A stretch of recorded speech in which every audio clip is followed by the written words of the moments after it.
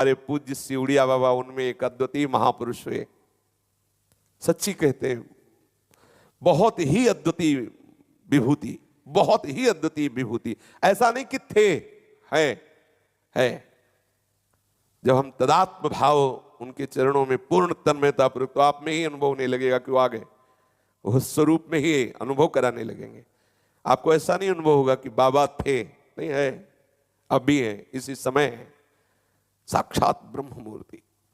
कैसा अद्भुत वैराग्य, कैसा अद्भुत ज्ञान, कैसी अद्भुत निष्ठा। इन महापुरुषों के जब चरित्र पढ़ो तब पता चलता है कि अपने कहा हो, इनकी क्या निष्ठा, कैसी इनकी भगवत प्रीति, कैसी इनकी ब्रह्म निष्ठा, और अपने कहां हैं। पूज्यपाद सिउड़िया बाबा जी अपने समय के एक अद्वितीय महापुरुष थे। आपकी उज्जवल कीर्ति दिग दिगंत में व्याप्त थी।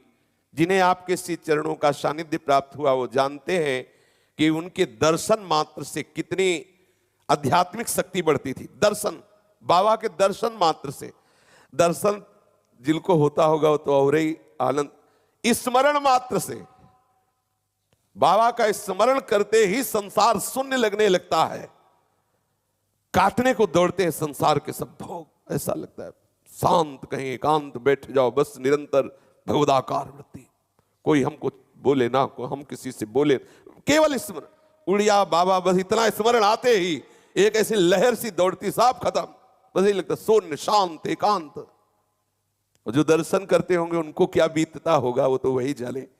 प्रगट में जो दर्शन और जो चरण दबाते होंगे पता नहीं उनको क्या होता होगा।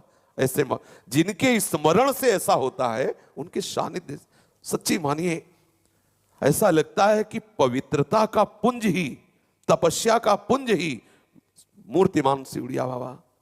वो वाणी लड़खड़ाती है जैसे ब्रह्म अनिर्वचनीय है, प्रेम अनिर्वचनीय है, सच्ची मानो बाबा भी अनिर्वचनीय है, सच्ची मानो।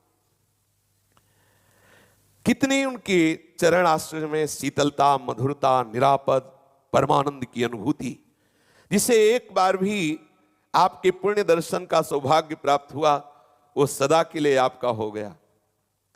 गंगा किनारे सेनपुर में थे, पीछे संन्यास मार्ग की बात है।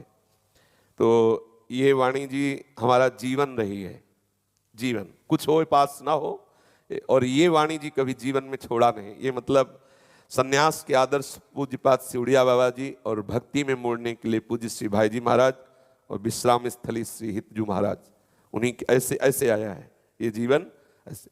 तो ये